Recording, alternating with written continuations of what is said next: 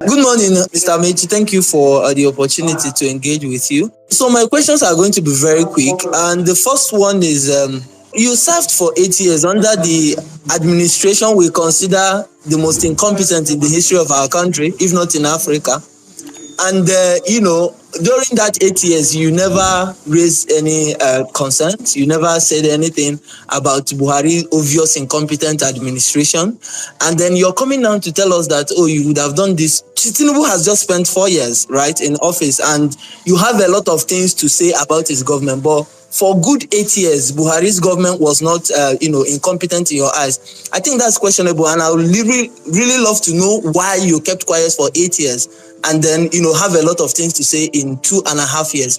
That's number one. Then number two is that in the last APC primaries, you did say, when you clocked 60, that you told Bola, to his face that you're not going to support him, right, after the primaries. And one would, ask the question, does that mean that if you lose the primary in ADC, you're not going to support whoever, emerges through that process? And the third question is, are you comfortable the way ADC is currently structured? Do you have confidence in the leadership? Do you think that you would accept whatever comes out of the primaries? Thank you so much. That's my question. I think you don't live in Nigeria. I think you live outside Nigeria. Why I say you live outside Nigeria is Buhari completed the Abuja-Kaduna Railway. I don't know whether that is incompetence. Buhari started and completed the Lagos-Ibadan Railway. Buhari built the first seaport in Nigeria. What you have is river ports. The first seaport in Nigeria was built under Buhari. It was under my ministry. I started it and I ended it. The roads that, what's his name? Fashola built, that's part of incompetence. The railway from Itakbe to Warri was started, is it Babangida or Shagare? It was completed under Buhari. What's it called? Not Lake. The dams were all completed under Buhari, and all this you refer to as incompetence. You must be a Tinubu supporter for that kind of question that you ask. Now you say if we can compare Buhari's first 4 years to Tinubu's first 4 years. Compare that. Buhari in borrowing money. He was borrowing money. People were shouting about him borrowing money, but he was able to stop. He did not remove subsidy. People are not dying of hunger as they were dying now. People are dying. People are committing suicide. First year of Tinubu, people are jumping into the lagoon. And because of your time, me, I'm available. Let's go back to the issue of why I didn't support Tinubu. I've told you here, I have said that in a free and fair primary, quote me, in a free and fair primary, whoever emerges in ADC will be supported by me. I will go about campaigning for him. I will put on any effort I need to put to remove this incompetent government. Now that you have called it incompetent, has accused them of being incompetent. I will not be like them if I win primary. I will do everything differently. I've told you here that in my first 2 years, I will create middle class. Currently, there is no middle class. It's either you're rich or you're poor. I will get the governors to sit down with me. We will build primary schools in every village. We will build primary healthcare center in every village. I will bring money, they will bring money, I won't allow the governors just get away with the money, run away with the money. It will not happen in my regime if I'm elected the president. So if whatever you're doing with Tinubu, some of us, when we get money to just feed ourselves, we'll do anything we like. But for how long? We just don't need to feed ourselves. We need to be able to sustain it. So you can't compare Buhari's government to Tinubu's government. Tinubu's government is the worst government. In fact, somebody told me that he thought Buhari's government would have been the worst. He said that we can never go below this. We have gone below Buhari. May God bless you. Now, Nigerians have been clamoring for PO. Are you willing to throw support to him? Thank you. You must stop that. What polls have you done to show that Nigerians are clamoring for PO? I'd like to know the polls you have done. You see, I continue to tell those who make these comments that wait until after primaries. If you're not popular, win primary. That's the first step. If you think you're that popular and Nigerians are clamoring for you, win the sympathy of northern voters, win the sympathy of southwestern voters, win the sympathy of south voters.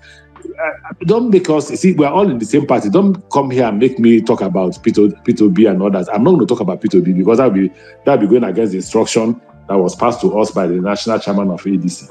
That if you watch my interview, I've been very careful. in whatever I say. But don't you ever say that Nigerians are clamoring. What are the basis of what statistics do you have to that effect? And I have my own statistics. The statistics I have is what will they do differently to defeat Tinubu if they had an election against Tinubu and they lost? Those are the questions you should ask yourself. What would they do differently? Well, that's what I say to people. I have not done an election against Tinubu. I know his weaknesses. They are yet to tell Nigerians what they will do differently to defeat Tinubu.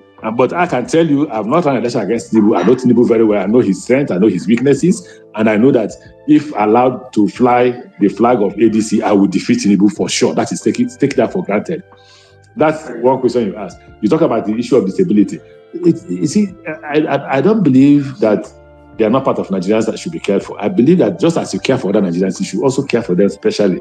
So the things that they need to live the normal life in Nigeria will be provided by the government. Yes, so if given the opportunity to be a VP in our party, the ADC, would you consider it? That's question one.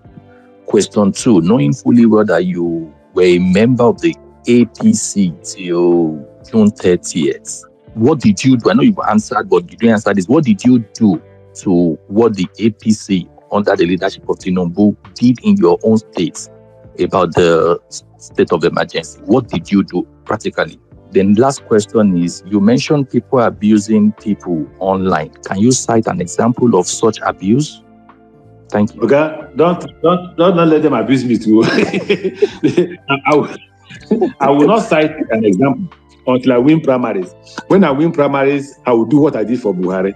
I set up I employed 150 young men and women and bought 150 computers and gave them 150 tables and chairs. If you abuse Buhari, they should abuse you back. If they want you to answer any question, they should answer the question. So all this abuse now I can take it to, but if I win primaries, you'll be shocked. I won't even do 150. I will do nearly 500 to 1,000 unemployed youths who know how to handle computer and who know how to do what people are doing. I'm like you said, I'm an old man at 60. So I'll get those young boys and girls who can do it. Then if you abuse me, they will abuse your grandfather, great-grandfather, your father, your mother, and then we'll be going on like that. If you don't want to play the same politics, listen, this is not time to. I'm a gentleman in Nigerian politics, but this time is what the people call Egun Chichanya. Egun Chichanya is, you get to a point where the drummer is drumming. You're dancing like a madman until you win. They will not call you, oh, you have won, then you stop. So people are abusing people. People are talking rubbish. In fact, blackmail, everything. But that's not where we're going to. What we're going to is who will be the candidate. Because you may say something that's very hot and now, and then you emerge as a candidate. The person you have hot will not be happy now. So why not keep quiet and pray that you emerge as a candidate of the party so that it can carry everybody along?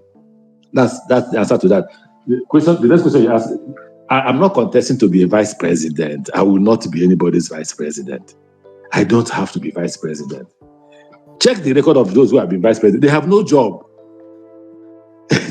In fact, as soon as you win, the fifth columnist will come out. The fifth columnist will make the vice president and the president not to be. In fact, the vice president becomes an errand boy. He goes on to represent the president. He goes to commission project for governors. He goes around. I won't do that. Instead, I would rather be a minister. You have a specific responsibility as a minister. State of emergency, I have spoken. I don't have to speak 100 times. I've spoken and I've condemned it. Even answering the question here, I've said that because of the role Tinubu played in the state of emergency of Rivers State, I will, if given the opportunity to be president of Nigeria, amend the constitution to state categorically clear, that is rubbish English, but I will speak it, that no governor will ever remove anybody if he declares a state of emergency, that the democratic institutions must remain as it was. You make it clear that no governor can be removed from office except by the recognized constitutional provisions, which is impeachment or death. The governors are not able to function now because they're afraid of Tinubu, that Tinubu will remove them. Did you support? Who did you say did I support? Did I support Tinubu? Of course, I told him I won't support him. See, Tinubu's presidency has damaged Nigeria a lot. He brought Muslim ticket. I should ask whether the Christians are happy about it and all that. He should have made the sacrifice of not even running if he loved Nigeria.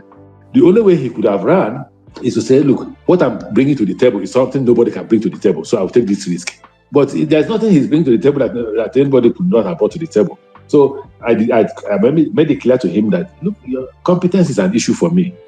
The next issue people will look at is possibly the Muslim ticket. But it may not even matter about Muslim ticket if you deliver Nigeria, if you change things in Nigeria. I think these are the 4 questions you asked.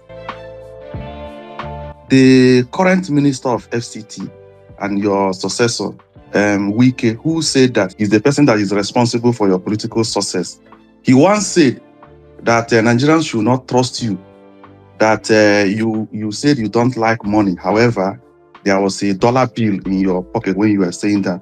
So in these primaries, which you said that that we should allow to hold, given that you have a very good experience in presidential primaries, are we going to see a dollarized primary in the ADC? Because that is what the youths don't want to see, actually.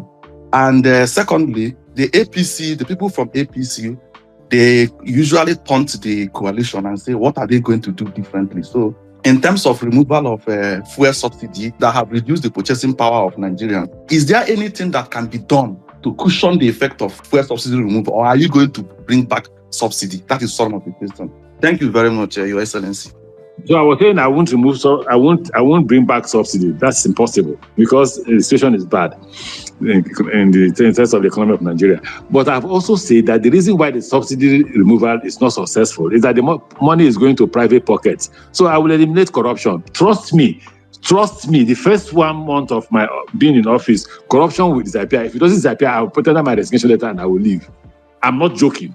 Now, the problem of the current government is that the benefits of subsidy is shared between 3 or 4 persons at the federal level and then the governors. And the governors are holding beach parties, dancing and having fun with young girls and all that. It will not happen with me. I will supervise government. Honestly, I will supervise government. So I will not bring back subsidy, but I will make sure that the outcome of the removal of subsidy is put back in the hands and pockets of Nigerians. If that happens, it will reduce poverty. They will have capacity to be able to purchase. The reason why nobody is talking to Nigeria is Nigerians don't have purchasing capacity. If you like, be 500 million human beings.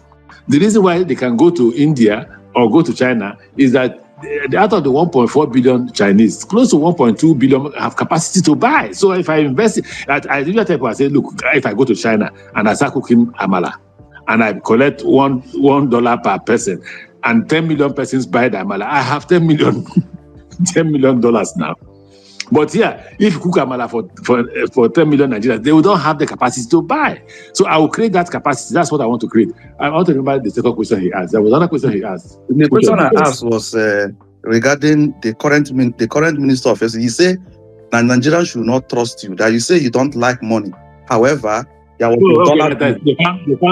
they found bills of dollars in my pocket in that interview. It was Showore that was interviewing me. Showore had gone to New York. Showore had invited me for lunch. We had gone out for lunch, and then he said, "Well, an interview in is this?" And I said, "Okay, I'll go ahead." While speaking, they saw $10,000. I was governor. $10,000 cash as allowance for traveling to New York. How bad for you that ask that question? So why I'm asking that question is that are you going to dollarize primaries in ADC? That is my wait. How does finding $10,000 in my pocket begin to become dollarizing of primaries? When we ran against Tinubu, did I dollarize the primary? You know, you must differentiate. Nigerian politicians are desperate. You must differentiate between the honest Nigerian politicians and there are very few. They can hardly. Anyway, I don't want to discuss Nigerian politicians. Just don't keep me away, because at the end of the day, it is Nigerian politicians that will make you win primary. Where the voters come in is the general election.